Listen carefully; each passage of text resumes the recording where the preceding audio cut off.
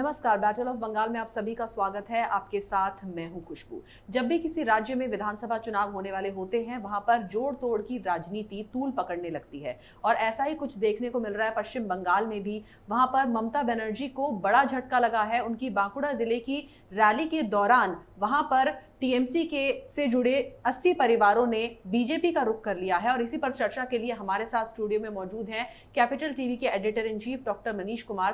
Doctor साहब, बहुत बहुत स्वागत है आपका। धन्यवाद। डॉक्टर साहब, ये बताएं कि कितना बड़ा झटका है ये ममता बनर्जी के लिए, जिस तरह से टीएमसी से जुड़े 80 परिवार बीजेपी में शामिल हो गए। देखिए, ये बंगाल की राजनीति का एक अनोखा चरित्र है जी। ये सब वहाँ पे कोई घर से कोई एक शख्स पार्टी नहीं बदलता, वो मोहल्ले के मोहल्ले, इलाका का इलाका जो है उसका पूरा चरित्र बदल जाता है। कि कभी वो कम्युनिस्ट के साथ थे तो ममता बनर्जी आई तो मालूम चला वो पूरा का पूरा इलाका ही जो है वो टीएमसी में कन्वर्ट हो गया। और जो आप बता रही हैं कि इतने इतने सारे लोग जो है कन्वर्ट कर जा रहे हैं बीजेपी में, तो इससे एक संकेत ज़रूर मिल रहा है कि ग्राउंड पे टीएमसी की स्थिति ख़राब हो रही है। और ऐसा मैं इसलिए भी कह रहा हूँ कि आप देखिए कि किस तरीके से लगातार बीजेपी वहाँ जो बढ़ रही है उसमें ज़्यादातर लोग जो लीडर्स हों या फिर कार्यकर्ता हों, टीएमसी को लोग छोड़ छोड़ के आ रहे हैं। अब समझना ये है कि चुनाव अब सर पे है, उसके ठीक पहले लोग जो सत्ताधारी पार्टी है उसको क्यों छोड़ रहे हैं। जी बिल्कुल। कोई विपक्ष में होता, कोई बात समझ में आता कि वामपंथी चले आ रहे हैं, तब बात समझ में भी आता है। लेकिन ममता बनर्जी की पार्टी से ही लोग छोड़ करके बीजेपी में आ रहे हैं, इसका मतलब तो साफ है कि कुछ न कुछ टीएमसी के साथ प्रॉब्लम ज़रूर है। बिल्कुल। और वहाँ पे लोगों को ये लग रहा है कि ममता बनर्जी जाने वाली है और इसलिए ये लोग स्विच ओवर कर रहे हैं। एक दूसरी बात यह है कि ये जो स्विच ओवर जो हो रहे हैं उसके और भी कई सारे कारण हैं। अब देखिए, शुभेंदु अधिकारी को लेकर के अभी तक भी कोई फैसला, कोई बड़ा बयान टीएमसी की तरफ से नहीं आया है जी। कोई कॉम्प्रोमाइज़ अभी तक नहीं हुआ है। इसका मतलब है कि शुभेंदु अधिकारी ऑलरेडी इन्होंने डिसाइड कर लिया है। और ममता बनर्जी की पार्टी में अगर आप हैं, मंत्री हैं, आपको बार बार मंत्रिमंडल की जब बैठक हो रही है उसमें बुलाया जाता है और आप नहीं जाते हैं, इसका मतलब ये है कि आपने फैसला कर लिया है कि आप टीएमसी में नहीं रहेंगे। क्यों आपने ऐसा फैसला लिया? तो इस फैसले के पीछे जो सबसे बड़ा कारण होता है वो ये होता है कि उनको इस बात का पूरा कन्विक्शन है कि इस चुनाव में ममता बनर्जी की स्थिति खराब हो रही है। और वो ज़्यादातर जो लोकल लीडर्स होते हैं, जो लोकल वर्कर्स होते हैं, वो सत्ता के साथ ही रहना चाहते हैं। तो ये एक सिग्नल है। उधर बीजेपी की तरफ से भी सिग्नल दिया जा रहा है। कभी अर्जुन सिंह कहते हैं कि भाई 5-5 सांसद आने वाले हैं, हर बड़ी रैली में कोई न कोई टीएमसी का टूट के बीजेपी में चला जा रहा है। तो कहने का मतलब ये है कि ये ठीक वैसी स्थिति है अगर आप उसको कंपेयर करें कि 2014 से पहले जब लोकसभा के चुनाव होने वाले थे, कई सारे कांग्रेस के लीडर्स वो जंप करना स्टार्ट कर दिया था इन लोगों ने, क्योंकि जो ज़मीनी नेता होता है उसको ज़मीनी हकीकत मालूम होती है। उसके सामने ज़्यादा कोई विचारधारा लीडर वो सेकेंडरी होता है। सबसे पहली बात उसके सामने जो पहला टारगेट होता है कि किस पार्टी में मैं जाऊं कि मैं एमएलए बन जाऊं, मैं एमपी बन जाऊं। जी। कोई इस तरह का जो लोकल लीडर्स जो होते हैं वो उस पार्टी में नहीं जाएंगे जहां उनको लगता है कि भाई इनके साथ जाने का मतलब है हार जाना। तो ये स्थिति, ये जो आपने जो सवाल किया कि ये जो लोग, और मैं बताऊं इसका चेन रिएक्शन होता है। जब इस तरह से 100 लोग, 100 कार्यकर्ता पब्लिक में जाकर के वो डिक्लेयर करके बीजेपी में ज्वाइन कर रहे हैं, तो ये इसका रिएक्शन अब आगे आने वाले दिनों में आप देखेंगे कि इस तरह के और भी खबरें लगातार आती रहेंगी कि लोग टीएमसी छोड़ के बीजेपी ज्वाइन कर रहे हैं। तो ये टीएमसी के लिए अच्छी खबर नहीं है कि उनके ही लोग, उनके ही लीडर्स, उनके ही सिपह सालार वो छोड़ छोड़ के जा रहे हैं। और इसके पीछे एक और उसका कारण है। कारण ये है कि अब देखिए 3-3 लोग ममता बनर्जी को धक्का देने के लिए जो है वो तैयार हो गए हैं। और ये 3 बड़े बड़े जो लीडर्स हैं ये टीएमसी के ही बड़े लीडर्स हैं। एक मुकुल दा हो गए, दूसरे अर्जुन सिंह हो गए और तीसरा नाम जो है अब शुवेंदु अधिकारी का जुड़ रहा है। तो ये ममता बनर्जी को बीजेपी से तो बाद में वो लड़ेंगी, पहले ही अपने ही घर को दुरुस्त करने में उनको काफ़ी मेहनत करने की जरूरत पड़ेगी। जी मनीष जी, जैसे कि आपने यहाँ पर शुवेंदु अधिकारी का नाम लिया, तो सौगत राय जो है टीएमसी सांसद, वो उन पर अभी कुछ भी बोलने से बच रहे हैं। जब उनसे शुवेंदु अधिकारी के बारे में पूछा गया, आखिर में उन्होंने यही कहा कि मैं यहाँ पर कुछ ज़्यादा नहीं बोल सकता, लेकिन ये ज़रूर कहूँगा कि वो हमारे साथी हैं और संगठित होकर चुनाव लड़ेंगे। अभी तो वो साथ में ही है, लेकिन साथ में है तो फिर ममता बनर्जी की तस्वीर क्यों नहीं लगाते? वो जो रैलियाँ करते हैं जी, टीएमसी का झंडा लेकर के वो क्यों नहीं चल रहे हैं? उनके जो समर्थक हैं वो क्यों इस तरह के पोस्टर्स पूरे बंगाल में छाप रहे हैं जिसमें वो लिख रहे हैं कि हम दादा के साथ हैं, हम शुवेंदु अधिकारी के साथ हैं जी। वो क्यों नहीं लिखते कि हम शुवेंदु अधिकारी और ममता के साथ हैं या हम टीएमसी के साथ हैं? ये बातें तो नहीं हो रही। दरअसल ये एक बहुत बड़ा झटका टीएमसी को लगने वाला है, चूँकि शुवेंदु अधिकारी अभी तक उन्होंने अपना प्लान पब्लिक नहीं किया है। हालांकि उन्होंने एक बात तो तय कर दी है कि वो टीएमसी में नहीं रहेंगे। ये भी मैं आपको बता दूं कि वो टीएमसी में नहीं रहेंगे। 2 ऑप्शंस उनके पास है कि एक लोकल पार्टी वो फ्लोट करे और दूसरा वो बीजेपी में ज्वाइन करे। बीजेपी में ज्वाइन करने की उनकी शर्त है कि उनको डिप्टी चीफ मिनिस्टर का पद दिया जाए।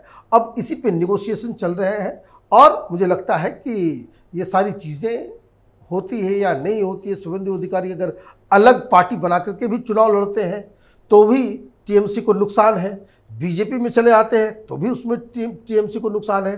तो यहाँ पे नुकसान सिर्फ टीएमसी का ही है और इसलिए क्योंकि ये पूरा पब्लिक नहीं हो पाया है, इसलिए जो सौगत राय साहब जो है वो कुछ बोलने की स्थिति में नहीं है। बोलने की स्थिति में दरअसल टीएमसी ही नहीं है शुवेंदु अधिकारी के मसले में।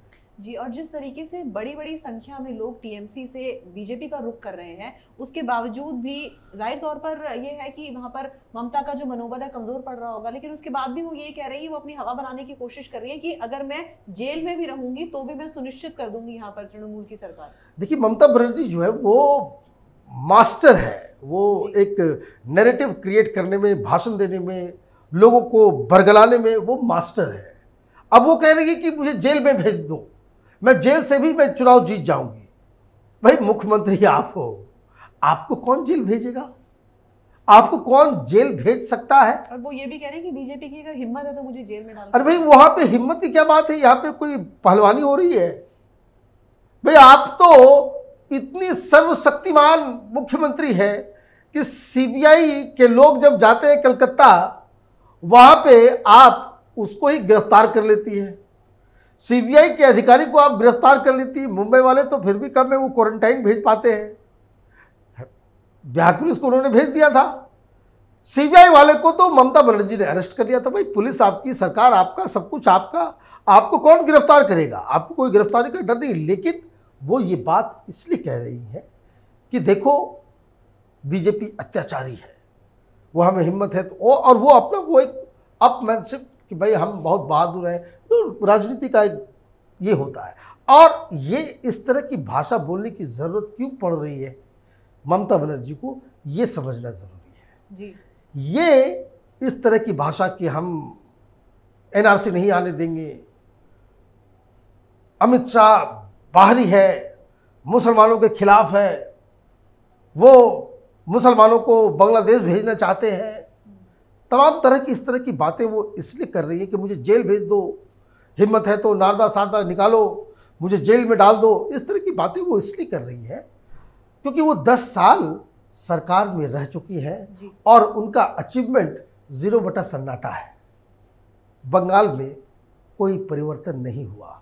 परिवर्तन तो छोड़ दीजिए, बंगाल गर्त में चला गया। 10 साल का रूल रहा है और आपको अपने अचीवमेंट बताने के लिए कोई, अब देखिए कोई सवाल नहीं उठाएगा वहाँ पे। ममता बनर्जी, बाकी देखिए कांग्रेस पार्टी पूछती है मोदी सरकार से कि कितने लोगों को नौकरी दिया, एम्प्लॉयमेंट कहाँ है, ममता बनर्जी नहीं बोलती। ममता बनर्जी क्यों नहीं बोलती?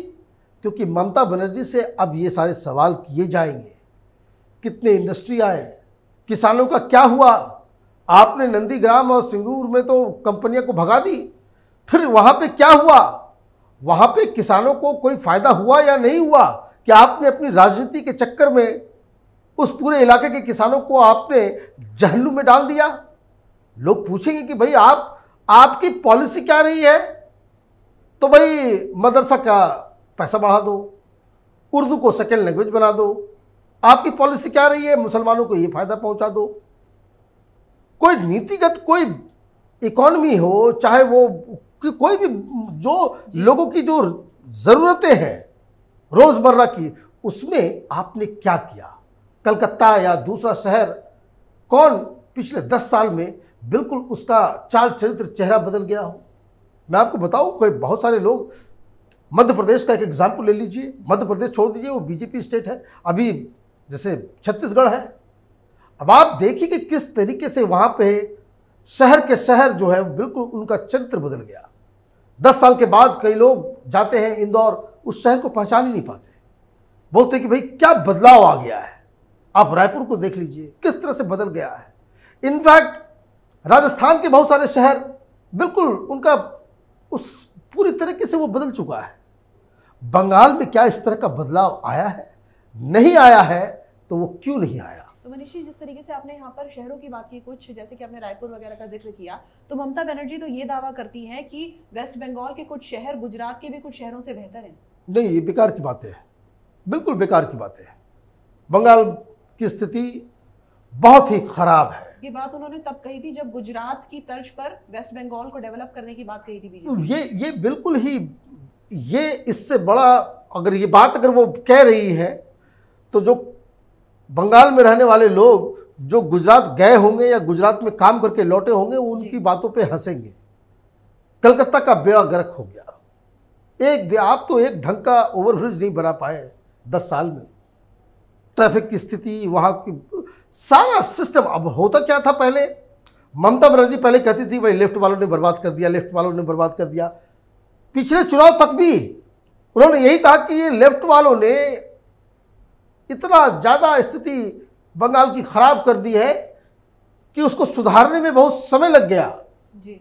अब ममता बनर्जी से पूछा जाएगा कि भाई क्या वहाँ पे अभी भी वो लूट खसोट का सिस्टम, उस कट का सिस्टम, वो सिंडिकेट जो काम करता है था वामपंथियों के ज़माने में, वो कैसे वापस आ गया? कैसे उसे सरकार वहाँ पे प्रोटेक्शन दे रही है? अब आप देखिए कि किस तरीके से वहाँ पे बिल्कुल सिस्टम। अब देख बहुत सारे, अच्छा दूसरी समस्या ये भी है कि बाकी सब राज्यों में बहुत सारे जो सेंट्रल स्कीम्स हैं उसका फ़ायदा लोग उठा रहे हैं जी। जिसको जैसे बिहार में जो फ़ायदा हुआ, साइलेंट वोटर्स जो है उन्होंने वोट दिया बीजेपी को जी।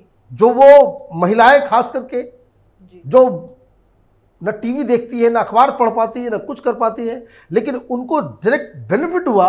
इस वजह से ये लोग बहुत सारे इस तरह के जो पॉलिसीज़ हैं केंद्र सरकार की, उसको बंगाल में लागू नहीं करने दिया गया। तो ये सारी जो बातें हैं, इन सब सवालों का जवाब ममता बनर्जी को देना पड़ेगा जी। 10 साल उनका जो रूल रहा है और ये जो एंटी इनकम्बेंसी है, वो ममता बनर्जी के लिए बहुत ही घातक साबित होने वाला है। और इसीलिए कि चूंकि जिसको कह सकते कि टोटल फेलियर रही है ममता बनर्जी। जब बंगाल में चीफ मिनिस्टर बनी थी, 2 चुनाव पहले जब वो कैंपेन किया करती थी, तो वो कहती थी, उन्होंने परिवर्तन के नाम पे वोट मांगा था कि वो आएंगी और सब कुछ परिवर्तित कर देंगी, बंगाल बदल जाएगा। लेकिन बंगाल और ज़्यादा अंधकार में चला गया, कुछ बदला नहीं। वही कट, वही घूसखोरी, वही भ्रष्टाचार, वही करप्शन, वही सिंडिकेट, वो सब कुछ वापस आ गए। अब ये जो वापस आया है, तो लोग तो ये पूछेंगे भाई क्या आपने परिवर्तन किया जी। अब ये तो ज़माना, आजकल तो सोशल मीडिया का भी ज़माना है, लोग पहले से बहुत ज़्यादा जागरूक हो गए हैं। लोग पूछेंगे कि भाई आपने क्या किया। इन सवालों का जवाब ममता बनर्जी को ढूंढना पड़ेगा। जवाब है नहीं, इसलिए मुझे जेल भेज दो, है हिम्मत तो गिरफ्तार कर लो। अमित शाह आउटसाइडर है, बीजेपी जो है दंगा करने वाली पार्टी है, मुसलमानों को बांग्लादेश भेज दिया जाएगा, मुसलमानों से कागज मांगा जाएगा। तो ये नैरेटिव इसलिए ये चला रही है, और लोग चूँकि समझ रहे हैं कि ममता की स्थिति खराब हो रही है, इसलिए टीएमसी से एक्सोडस हो रहा है, लोग छोड़ के भाग रहे हैं। ठीक वैसे ही जब जहाज़ डूबता है तो लोग अपनी जान बचा करके पानी में कूदते हैं, वहाँ से जहाज़ से बाहर निकलते हैं। वही हो रहा है वहाँ पे वही हो रहा है जी। और मनीष जी, जैसे कि आपने यहाँ पर बात की थी केंद्र सरकार की योजनाओं की, तो जैसे कि बीजेपी हमेशा इल्जाम लगाती रही है ममता बनर्जी पे कि जो केंद्र सरकार की योजनाएं हैं खास करके किसानों के लिए, तो वहां पर ममता बनर्जी उन तक नहीं पहुंचने देती किसानों तक। लेकिन ममता बनर्जी इसके उलट ये कहती हैं कि जब आधे से ज्यादा पैसा जो है राज्य को ही उस पर खर्च करना है, तो उसमें केंद्र को जो क्रेडिट है वो क्यों देना। अभी मैं एक एग्जाम्पल दे देता हूँ, बहुत इंटरेस्टिंग एग्जाम्पल है। अभी तूफान आया, तूफान से बहुत ज़्यादा वहाँ पे तबाही मची। जब तबाही मची तो सब लोगों ने कहा कि भाई इतना खर्च लगेगा रीबिल्डिंग करने में, रिहेबिलिटेट करने में, सारा इतना खर्चा लगेगा। बहुत सारे इस तरह के प्रोग्राम्स हैं। तो केंद्र सरकार ये कहती है कि आप केंद्र से जो पैसा आप मांग रही हो जनता को देने के लिए, आप बैंक अकाउंट नंबर दो। लेकिन वो कभी भी सूची देती नहीं है उसकी। वो सूची ही नहीं देती है। वो सूची इसलिए नहीं देती है कि अगर पैसा सीधे केंद्र से जनता को चला गया तो फिर ये बीच में खाएंगे पकाएंगे क्या। ये भ्रष्टाचार का ये स्थिति है। और ममता बनर्जी तो वो तो जनता की लीडर हुआ करती थी। आप अपने स्वार्थ के लिए, अपने नेताओं के जेब को गर्म करने के लिए, भ्रष्टाचार को आगे बढ़ाने के लिए, आप जनता के वेलफेयर कामों में भी आप दुविधा उत्पन्न करती हैं, बाधक बन जाती हैं। तब तो ये लोग तो देख रहे हैं ना, और इसलिए इनकी किरकिरी हो रही है। लोग कम से कम भाई यार, पूरे देश में पैसे जा रहे हैं, आपको बैंक अकाउंट नंबर देने में क्या दिक्कत है, सूची देने में क्या है भाई जी। आप सूची दे दीजिए, जैसे बाकी सब राज्यों में सीधे सीधे पैसा चला जाता है लोगों के अकाउंट में, बंगाल में क्यों नहीं जा रहा। तो ये सवाल का जवाब तो ममता बनर्जी को देना होगा। और ये सब बड़े अनकंफर्टेबल क्वेश्चंस हैं। इसलिए इस चुनाव में जो है ममता बनर्जी को, जैसा वो पिछली बार चुनाव जीती या उससे पहले चुनाव जीती, जब वो ये कह के बच जाती थी कि जो पहली बार जब चुनाव जीती भाई वाम परिवर्तन परिवर्तन परिवर्तन करना है, दूसरी बार उन्होंने एक बहाना बनाया कि भाई इतना गंद इन लोगों ने मचा दिया था वामपंथियों ने, इसलिए उसमें जो है उसको ठीक करने में टाइम लगा, हमको एक और चांस देना ज़रूरी है। अब वो चांस दे दिया गया। अब 10 साल कम समय नहीं होता, 10 साल इज़ ए लॉन्ग पीरियड। और इसके बाद भी अगर कुछ भी बदलाव, ज़रा सा भी कोई बदलाव, कोई पॉजिटिव बदलाव बंगाल में आया हो तो वो बताएं कि क्या बदलाव आया है। हमारी जानकारी तो यही है कि ना कोई इंडस्ट्री, ना एम्प्लॉयमेंट। लोग पहले ज़माने में बिहार से लोग जॉब्स के लिए कलकत्ता जाया करते थे। आज के ज़माना ये है कि कलकत्ता से लोग जॉब्स के लिए अलग अलग शहर में भाग रहे हैं। This is the difference. और ये वामपंथियों ने कुछ किया और बाकी जो बचा खुचा जो था वो ममता बनर्जी ने पूरा कर दिया। बंगाल का युवा अच्छी नौकरी, अच्छी कंपनी को ढूंढते ढूंढते वो बंगाल छोड़ करके उसको हैदराबाद, बेंगलोर, मुंबई, दिल्ली, गुड़गांव, यहाँ ये लोग भटक रहे हैं। तो ये तो रियलिटी है। अब इन सब सवालों का जवाब ममता बनर्जी से मांगा जाएगा। जी, तो मनीष जी बहुत बहुत शुक्रिया इस तमाम जानकारी के लिए। तो एक तरफ बंगाल में ममता बनर्जी खुद भ्रष्टाचार की रानी बनी हुई है और दूसरी तरफ वो बीजेपी पर इल्जाम लगाती रहती है कि बीजेपी वाले टीएमसी के नेताओं को अपनी पार्टी में शामिल करने के लिए घूस देते हैं। अगर आपको हमारा ये वीडियो पसंद आया तो इसे लाइक करें, शेयर करें और कैपिटल टीवी को सब्सक्राइब करें। नमस्कार।